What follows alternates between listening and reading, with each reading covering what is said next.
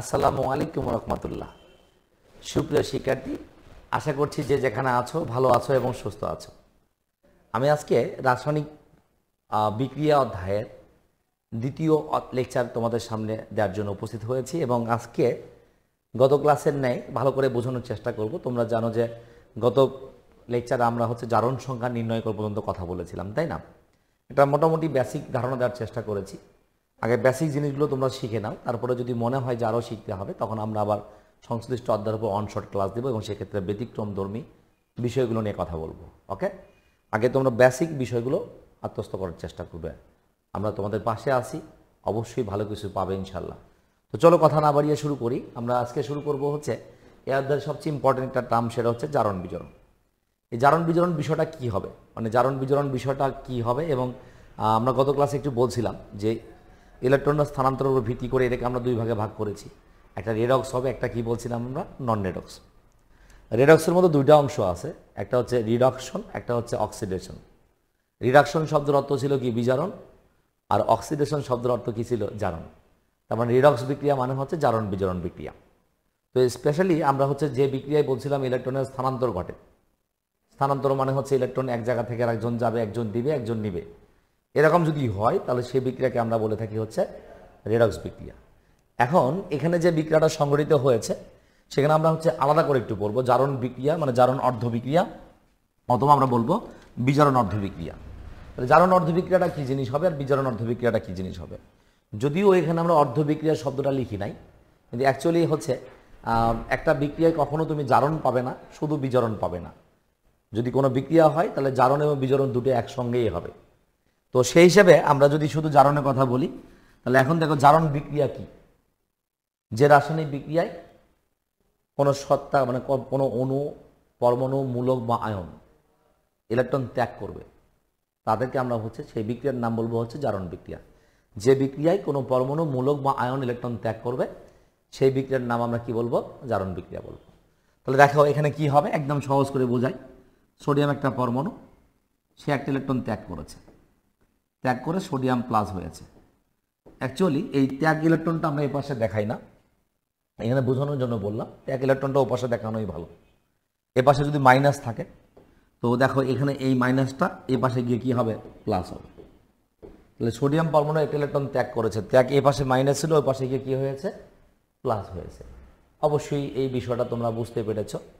তাহলে যে রাসায়নিক বিক্রিয়ায় কোনো একটা পরমাণু হোক, মূলক হোক বা আয়ন হোক ইলেকট্রন ত্যাগ করবে সেই বিক্রিয়াটার নাম আমরা বলবো জারণ বিক্রিয়া।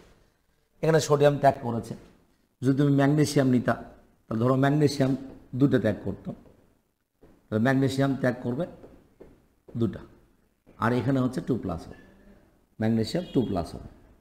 আমরা যদি 2+ বলি ম্যাগনেসিয়াম 2+ হবে। এখন একটা বিক্রিয়া জারণ হয়েছে কি না বুঝবো কিভাবে, তাই না? একদম সিম্পল বিষয়, ইলেকট্রন ত্যাগ করেছে। এখন তুমি বিক্রিয়ার মধ্যে কেমনে বুঝবা যে ইলেকট্রন আসলে ত্যাগ হয়েছে, বোঝা যাবে? বোঝা যাবে না।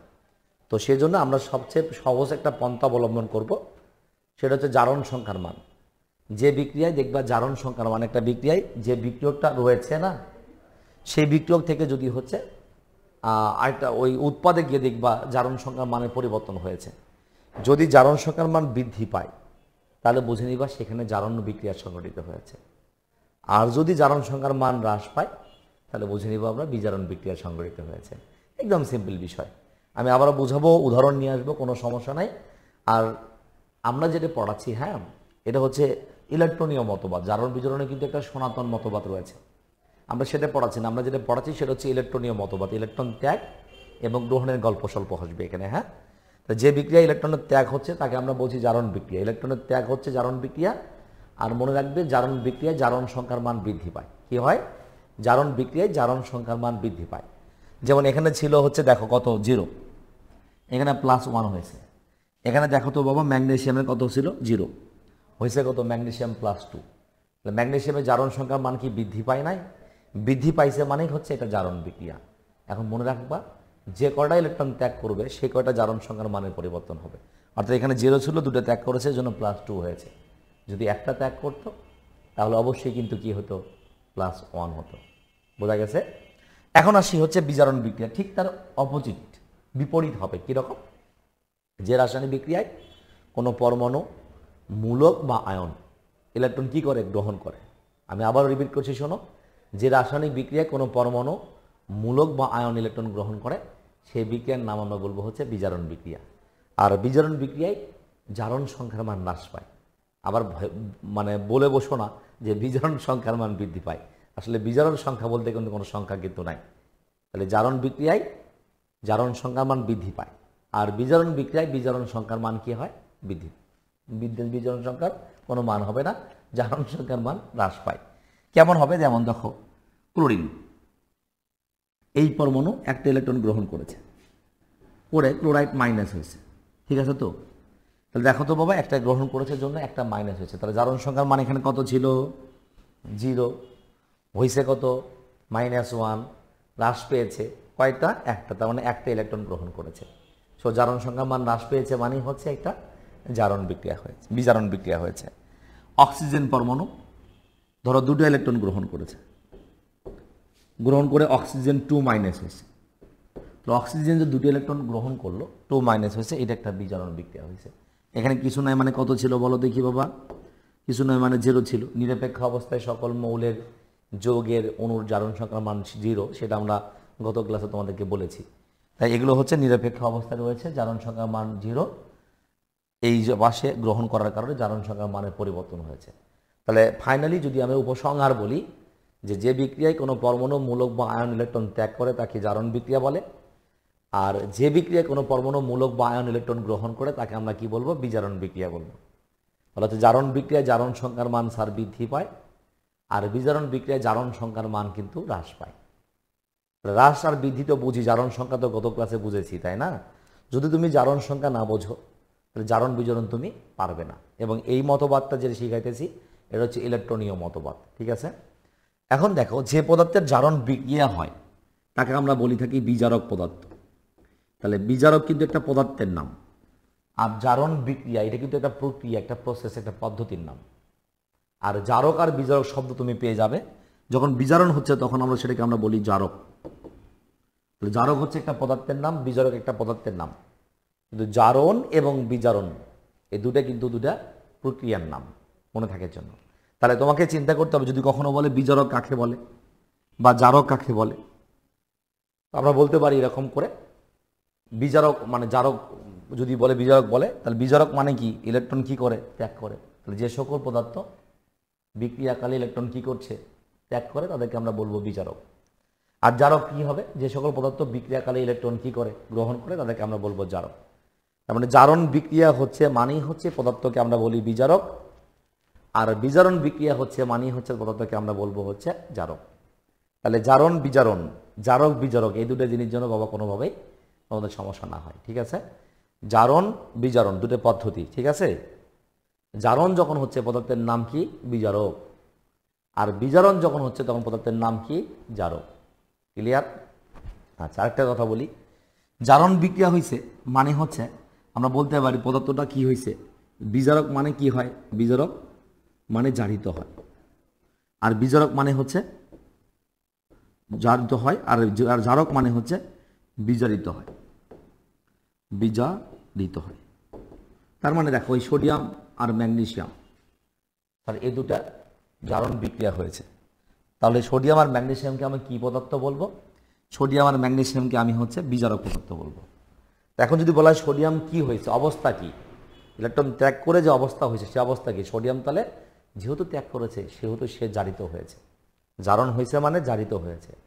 ম্যাগনেসিয়াম ত্যাগ করেছে, জারণ হয়েছে মানে জারিত হয়েছে। ঠিক অনুরূপভাবে ক্লোরিনের বিজারণ হয়েছে মানে ক্লোরিন বিজারিত হয়েছে। বিজারিত হওয়া একটা অবস্থা বোঝায়। অক্সিজেন ইলেকট্রন গ্রহণ করেছে, তাহলে অক্সিজেন কি হয়েছে? বিজারিত হয়েছে। বুঝতে পারছি বিষয়টা? তাহলে বিজারিত হওয়া মানে, বিজারণ হওয়া মানে সেটা বিজারিত হয়েছে, পদার্থের নাম হচ্ছে জারক। জারণ হওয়া মানে সে জারিত হয়েছে, পদার্থের নাম কি? বিজারক। সব ক্লিয়ার? তাহলে আমরা যে কথাগুলো বললাম বোঝার চেষ্টা করবা, খুব ভালো করে বুঝবে। আমার মনে হয় যে খুব ভালো করে বুঝবে, খুব কোনো সমস্যা নাই। তাহলে আবারও একটু কনক্লুশন টানছি আমরা। জারণ মানে ইলেকট্রন ত্যাগ করবে, ইলেকট্রন সারণ। জারণ মানে কি? ইলেকট্রন সারণ। ইলেকট্রন ত্যাগ করলে জারণ, গ্রহণ করলে বিজারণ প্রক্রিয়া। যে ত্যাগ করবে তাকে আমরা বলি বিজারক, যে গ্রহণ করবে তাকে আমরা বলবো জারক। যে ত্যাগ করছে তাই জারিত হয়েছে বলা হয়, আর যে গ্রহণ করছে সে বিজারিত হয়েছে বলা হয়। Okay fine. এখন আমরা সামনে যেটা কাজ করব সেটা হচ্ছে কি, একটা বিক্রিয়া থাকবে, বিক্রিয়ার মধ্যে জারণ বিজারণ হয়েছে কিনা, ইলেকট্রনের স্থানান্তর হয়েছে কিনা, আর হইলে কোনটা জারক আর কোনটা বিজারক, এটা আমাদেরকে ফাইন করে বের করার চেষ্টা করতে হবে। তো দেখা যাক, আমার মনে হয় সেটা পারবো। জারক বিজারক শনাক্তকরণ। হ্যাঁ, দেখো আমি তোমাদেরকে খুব সহজে বোঝানোর চেষ্টা করছি। সেটা হচ্ছে জারণ সংখ্যার মান দেখে দেখে বোঝানোর চেষ্টা করবো যে কি হবে। এখানে জিঙ্কের জারণ সংখ্যার মান হচ্ছে কত? 0। জিঙ্কের জারণ সংখ্যার মান কত বলছি? 0। কারণ কি? নিরপেক্ষ অবস্থায় জিঙ্কের জারণ সংখ্যা কেন, যে কোনো পদার্থের জারণ সংখ্যার মান 0 হবে। যদি সালফেরিক অ্যাসিডের কথা বলি, পুরো যৌগের জারণ সংখ্যার মান 0, বাট এখানে হাইড্রোজেন কিন্তু স্যার +1। আগেও বলেছি হাইড্রাইড যুক্ত যৌগে হাইড্রোজেনের জারণ সংখ্যার মান -1। নর্মালি সব জায়গায় হাইড্রোজেনের জারণ সংখ্যার মান +1। সালফেট যদি বলি, পুরো সালফেটের এটা যৌগমূলক, তুমি যৌগমূলক হিসেবে ধরতে পারো অথবা প্রত্যেকটা ইন্ডিভিজুয়ালি বার করতে পারো। তবে আমার মনে হয় যৌগমূলক হিসেবে ধরাই ভালো, কারণ এখানে সালফেট আছে, এ পাশেও সালফেটই আছে। তো স্যার এখানে -2 দিব, এখানে জিঙ্ক হচ্ছে +2, সালফেট -2। জিঙ্কের কিন্তু চেঞ্জ হবে না, এই ধরাটা কিন্তু কঠিন না, ভালো করে চিন্তা করলেই পারবা। জিঙ্কের জারণ সংখ্যা মান সবসময় +2। আরও ভালো করে বোঝো, সালফেটের যোজনী 2, জিঙ্কের যোজনীও 2, তাহলে যোজনী সমান সমান, তাহলে অবশ্যই জারণ সংখ্যা সেম হবে। সালফেটের জারণ সংখ্যার মান যেহেতু যৌগমূলক SO4 2 হবে, তাহলে নিঃসন্দেহে জিঙ্ক +2 হবে। এই হাইড্রোজেন কত বলো তো বাবা? এই হাইড্রোজেন হচ্ছে 0, কারণ হচ্ছে নিরপেক্ষ অবস্থায় আছে, তাই হাইড্রোজেনের মান হচ্ছে 0 হবে। এই যে জারণ সংখ্যা দেখলা, এখন দেখো কার জারণ সংখ্যা মানে পরিবর্তন হয় নাই? পরিবর্তন হয় নাই, সেটা হচ্ছে সালফারের। পরিবর্তন হয় নাই কার? সালফারের, মানে সালফেট। সালফার বলা ভুল হবে, সালফেট। সালফেট এখানে একটা যৌগমূলক, দুই পাশে সেম আছে, সুতরাং এটা হচ্ছে দর্শক আয়ন। কি আয়ন? এটা দর্শক আয়ন বলবো, দর্শক, স্পেকটেটর আয়ন, দর্শক আয়ন। যদি কখনো বলা হয় দর্শক আয়ন কি? যাদের জারণ সংখ্যার বিক্রিয়াতে যাদের জারণ সংখ্যার মানে কোনো পরিবর্তন হয় না, বিক্রিয়কেও যা ছিল জারণ সংখ্যা, উৎপাদও সেম আছে, তাদেরকে আমরা বলবো দর্শক আয়ন। যাদের জারণ সংখ্যা মানে কোনো পরিবর্তন হবে না, তাদেরকে আমরা কি আয়ন বলবো? দর্শক আয়ন বলবো। বিক্রিয়কও যা আছে, উৎপাদকে যা আছে, তার দর্শক আয়ন বলা হবে। এখন দেখো এখানে জিঙ্ক ছিল, হ্যাঁ, জিঙ্ক থেকে জিঙ্ক 2+ হয়েছে, আর H+ হাইড্রোজেন ছিল, হাইড্রোজেন থেকে এখানে 0 হয়েছে। তুমি নিঃসন্দেহে এখানে বুঝতে পারছো যে কার জারণ সংখ্যার মান বৃদ্ধি পেয়েছে। স্যার দেখেন জিঙ্কের কিন্তু 0 ছিল, তাই না? হয়ে গেছে কি? জিঙ্ক +2। তাহলে +2 মানে কি? জিঙ্কের যা ছিল তার চেয়ে বেড়ে গেছে না? বেড়ে গেছে মানে এই বিক্রিয়াটার নাম হচ্ছে জারণ বিক্রিয়া। কি বলবো? এটার বিক্রিয়ার নাম কি? জারণ বিক্রিয়া। দেখো কত সুন্দর একটা জিনিস, খুব ইজি পারা যাবে, অথচ এটা নিয়ে তোমরা অনেক পেরেশানিতে থাকো, অনেক কষ্ট ভোগ করো যে আসলে কেমনি বুঝবো। একদম ইজি একটা বিষয়। হাইড্রোজেন +1 ছিল, এখানে 0 হয়েছে। হাইড্রোজেনের জারণ সংখ্যার মান কি? হ্রাস পাইছে না? +1 ছিল, 0 হয়েছে, তাহলে এটাকে আমরা বলবো বিজারণ বিক্রিয়া। তাহলে এই বিক্রিয়াটার নাম হচ্ছে বিজারণ বিক্রিয়া। এখন তুমি বলতে পারো স্যার হাইড্রোজেন তো এখানে আয়ন, ওখানে তো অণু আকারে আছে, কোনো সমস্যা না। হাইড্রোজেন তো সে তো নাইট্রোজেন হয় নাই, তাতে কোনো অসুবিধা নাই। কি অবস্থায় আছে সে পরের বিষয়। তাহলে এখন এই যে জারণ বিক্রিয়া হয়েছে, মানে দেখো তো, এই জারণ বিক্রিয়া হয়েছে মানে জিঙ্ককে আমরা কি বলবো? অবশ্যই বিজারক বলবো। হ্যাঁ, জিঙ্ককে কি বলবো? বিজারক বলবো। আমরা যদি বিজারক বলতে চাই, জিঙ্ক হচ্ছে বিজারক, এটা হচ্ছে বিজারক। তাহলে সালফুরিক অ্যাসিডটা কি হবে বাবা? অবশ্যই জারক, কারণ একটা বিক্রিয়া হলে জারক আর বিজারক দুটোই একসাথে থাকবে, একসাথেই ঘটবে। এটাকে আমরা বলবো হচ্ছে জারক। এখন তুমি যদি বলতে পারো স্যার সালফেটটা দর্শক, কোনো অসুবিধা নেই। হাইড্রোজেন আয়নটা H+টা জারক, কিন্তু পুরো যৌগ নিয়ে বললেও কোনো সমস্যা নাই। কারণ কি জানো? কারণ দর্শক যুক্ত করে বললেও হবে, না বললেও হবে, কোনো অসুবিধা নেই। তাহলে যদি জারক বলি সালফুরিক অ্যাসিড জারক, কিন্তু বেসিক্যালি সালফুরিক অ্যাসিডের মধ্যে হাইড্রোজেন আয়নটাই হচ্ছে আসলে কি হয়েছে? জারক হিসেবে কাজ করছে, কিন্তু পুরো যৌগ সহই তুমি বলতে পারবা, কোনো অসুবিধা নেই এতে। তাহলে জারক বিজারক পাচ্ছে। যদি বলি জারিত হয়েছে কে? স্যার এই জিঙ্কটা জারিত হয়েছে। জারণ হয়েছে মানে জারিত হয়েছে। বিজারিত হয়েছে কে? এই সালফুরিক অ্যাসিডটা। বিজারণ হয়েছে মানে হচ্ছে বিজারিত হয়েছে। ঠিক আছে, তাহলে সালফুরিক অ্যাসিডটা বিজারণ হয়েছে মানে কি হয়েছে? বিজারিত হয়েছে। আমার মনে হয় সমস্যার কথা না। আরও বিক্রিয়া আসি, বুঝতে পারবা। এখানে দেখো এই বিক্রিয়ার ক্ষেত্রে কি ঘটছে। আয়রনের এখানে হচ্ছে +2 জারণ সংখ্যা, ক্লোরিন হচ্ছে -1। কেন 2? ওই যে তোমাকে এক্স ধরে বের করতে বলছিলাম, চেষ্টা করলেই পারবা। এখানে ক্লোরিন হচ্ছে 0। এই ফেরিক ক্লোরাইডের জন্য আয়রন +3, ক্লোরিন হচ্ছে -1, কারণ আয়রনের যোজনী ওখানে আছে। যোজনীটা অনেক সময় জারণ সংখ্যার একই মানই হয়, শুধুমাত্র জারণ সংখ্যা হলে প্লাস মাইনাস উল্লেখ করতে হয়, যোজনীর জন্য প্রয়োজন নাই। দেখো তো বাবা, এই ক্লোরিন -1, এই ক্লোরিন -1, তাহলে এটার সাপেক্ষে এটা দর্শক, কিন্তু এই ক্লোরিনের সাপেক্ষে কি এর দর্শক বলতে পারবে? এটা 0, এটা -1, কখনোই বলা যাবে না। বাট আয়রন 2+ থেকে আয়রন কত হয়েছে? 3+, পরিবর্তন হয়েছে। তাহলে ক্লোরিন 0 থেকে -1 হয়েছে, তাহলে নিঃসন্দেহে এটা একটা কি বিক্রিয়া? হ্রাস পাইছে, বিজারণ বিক্রিয়া। দেখো এটা বিজারণ বিক্রিয়া হয়েছে এখানে। তাহলে বিজারণ বিক্রিয়া মানে হচ্ছে এটা, তাহলে কি বিক্রিয়া? +2 থেকে +3 হয়েছে, এটাকে আমরা বলবো জারণ বিক্রিয়া। তো এটা হচ্ছে একটা জারণ বিক্রিয়া, ঠিক আছে? তাহলে জারণও পাইছি, বিজারণও পাইছি। এখন দেখো, যদি বলা হয় জারিত হয়েছে কোনটা, তাহলে জারণ হয়েছে মানে জারিত হয়েছে, বিজারণ হয়েছে মানে কি হয়েছে? ক্লোরিনটা বিজারিত হয়েছে। ওকে, জারণ হয়েছে যার, সে জারিত হয়েছে। বিজারণ হয়েছে যার, সে আসলে কি হয়েছে? বিজারিত হয়েছে। তা আমি যদি বলি এইটা কি পদার্থ? এই ফেরাস ক্লোরাইড, এটা ফেরাস ক্লোরাইড কি পদার্থ? জারণ হয়েছে মানে হচ্ছে বিজারক পদার্থ। কি পদার্থ? বিজারক পদার্থ। আর ক্লোরিন বিজারিত হয়েছে মানে, বিজারণ হয়েছে মানে কি পদার্থ? এটাকে আমরা বলবো জারক পদার্থ। কথা কি বোঝা গেছে? বোঝা গেছে? জারণ হয়েছে মানে বিজারক পদার্থ, বিজারণ হয়েছে মানে জারক পদার্থ। আর জারণ হয়েছে না বিজারণ হয়েছে বুঝবো কি দেখে? বিক্রিয় কি আমার হচ্ছে, তার চার্জ কত ছিল, উৎপাদের চার্জ কত হয়েছে, দ্যাটস ফাইন। দুটোর মধ্যে কম্পেয়ার করবো, হয়ে যাবে। এটাকে আবার মানে কষ্ট কি আছে বা ভাবার কি আছে? সহজ না? অবশ্যই সহজ। আমরা আরও কিছু উদাহরণ নিয়ে আসতে পারি, দেখো এখানেও আছে।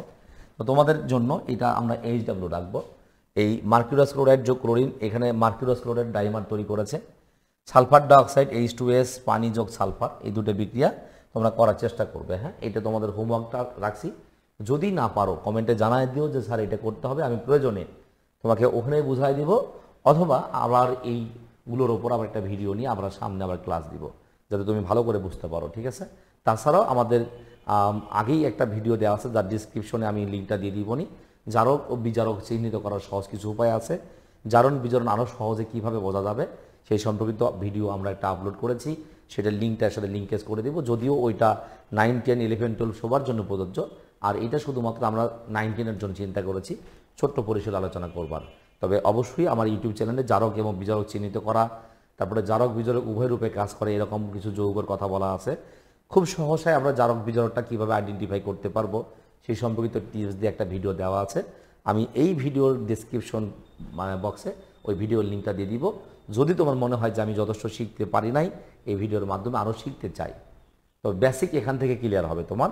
আরও শিখতে চাই তাহলে অবশ্যই তোমাকে ওই ভিডিও দেখতে হবে, এবং আমার এই ভিডিও সুন্দর করে দেখে নিবে, আশা করি সমস্যা থাকবে না। শুধুমাত্র প্রতিটা ভিডিও একের পর এক দেখার চেষ্টা করতে হবে প্লেলিস্ট থেকে। সবাই ভালো থাকবে, সুস্থ থাকবে। অবশ্যই আবারও দেখা হবে পরবর্তী লিসনে, পরবর্তী টপিকস নিয়ে। ওকে, আল্লাহ হাফেজ।